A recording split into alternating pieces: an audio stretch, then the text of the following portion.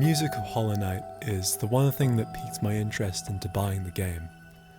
And while the game itself is outstanding, it would likely be nowhere like it is today if it wasn't for the music. The game's intricate lore is made clear, and its difficulty is excused because the lengths taken in crafting the music makes it all worth it. In this video I'll explain a few reasons why, which I've deducted from my own experience with the game and research online.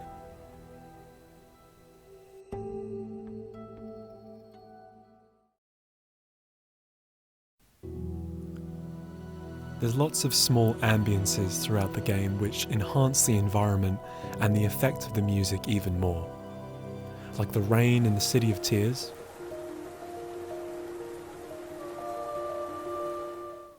the bright pad sound in God Home,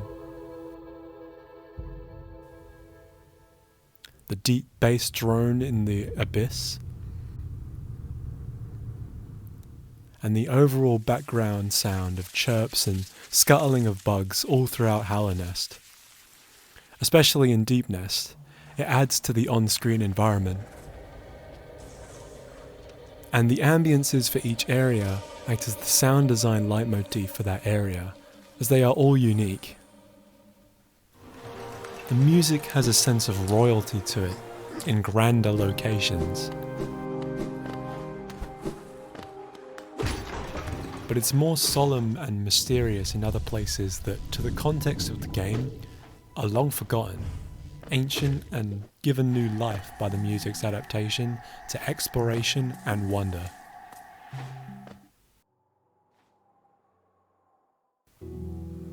One of the first tracks we come across is Forgotten Crossroads, and its music really perks your ears for something at the beginning of the game.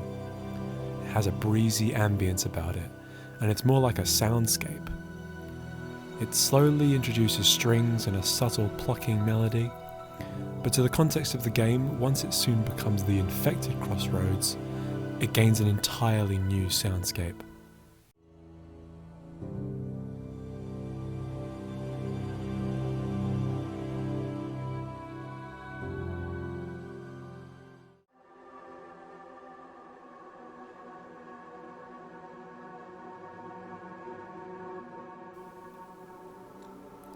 The ambience is suddenly more sinister, eerie and weak compared to its counterpart. There's plenty of instances in Hollow Knight that show how intense reverb can get according to the space you're in.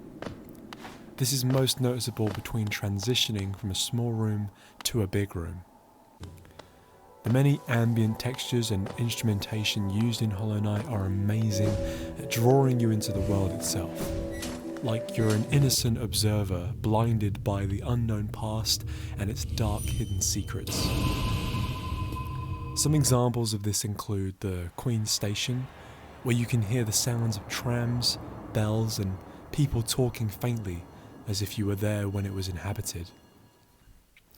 Or the tribal percussion in the Ancestral Mound, where you feel like you're intruding on restricted territory. Christopher Larkin, the game's composer, mainly tends to use a lot of string techniques, like Piz or Bartok Piz and tremolo to either build anticipation at the beginning of tracks or drive a rhythm forward. And he also uses live recordings for some tracks. He had a violist play solo for the track that plays on the title screen, which is simply titled Hollow Knight, and also some other tracks with the viola mainly as the melody. He also had a vocalist for the City of Tears melody, which ends up being relevant to the environment also, as we come across a character in the game that literally sings it.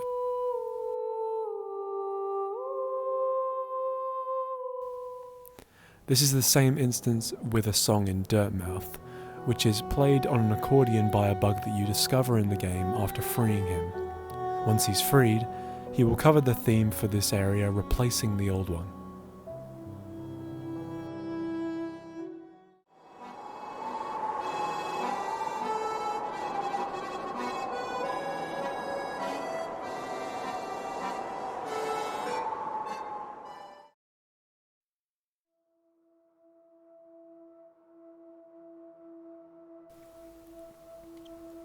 There are themes and leitmotifs all throughout Hollow Knight, but I think the most significant one we hear is the Hollow Knight theme at the title screen, which is the overall theme for the knight in this game. The knight's motif is spread around the world, reflecting the bosses and places that are canonically a vessel in themselves, hollow beings holding something within them.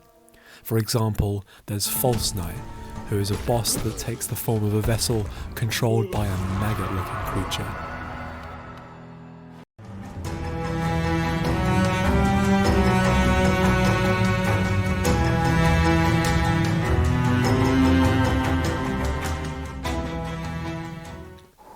Or there's Broken Vessel, which is a corpse of a vessel like the knight, but is controlled by the infection that plagues Hallownest, which is this game's overworld. But the track Broken Vessel is a bit more meaningful. The first bar of the Hollow Knight theme is cut down and turned into a bassline ostinato throughout the whole track. The knight's theme melody then plays over it, though it's squished down to fit each few bars, and given various minor resolutions compared to the original theme where everything is minimal, stretched out. The marching time signature builds tension and makes me think that this vessel served a duty for an inevitable fate, and is now being controlled as a result, which gives the impression of guilt and failure, but also determination and honour. On to more relevant instances of leitmotifs. There is also a theme of Hallownest, which is rather similar to the knight's theme for a good reason, I think. The theme of Hallownest simplified on the White Ladies track is much more mystical and outlines the world itself. It's how it's evolved and persisted to now, this plagued world of the fallen. I think the knight's theme is closely similar to the Hallownest theme and outlines hope for the world, but mainly elevates the sorrow and isolation of the knight himself. It follows a similar pattern musically, but actually sounds much more sad. The theme of Hallownest is given a very significant meaning in this game, as it connects with the king and queen of Hallownest, the White Lady being the queen in this instance. But there's also a character called Hornet that has a boss theme based on the theme of Hallownest, as she is the daughter of the queen and king, which separates her from the knight, as you might mistaken them for being related.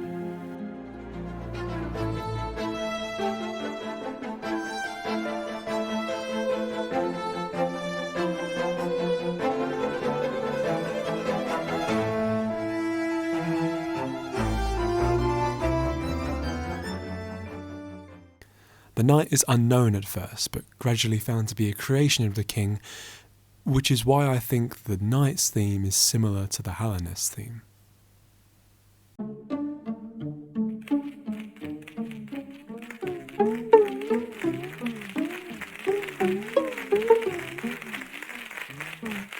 With the tracks for each area, the instrumentation starts small and progresses over time. The music would loop wherever you are in that area, but layers will be added or taken away to adjust to the mood of a particular area you're in.